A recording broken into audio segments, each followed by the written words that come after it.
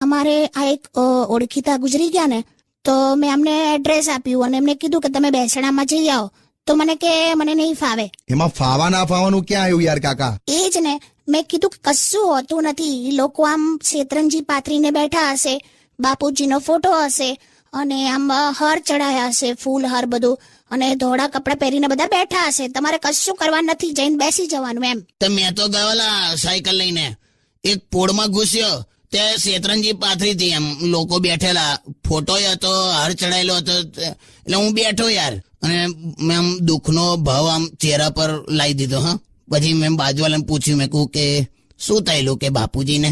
તો મને કે કોના બાપુજીને લા? મેં કહું આ છે ને, આ બધું ગોઠવી છે. મને કે પોળની મીટિંગ ચાલે છે. પણ મેં કીધું આ ફોટો બોટો છે ને, તો કે અમારા જૂના પ્રમુખનો ફોટો છે યાર. બાપુજીને હું થયેલું વાળો કે બેસણામાં આવ્યો છે કે? મેં કીધું હા યાર. તો કે પાછલી ગલીમાં છે ભાઈ બન, કે સીધો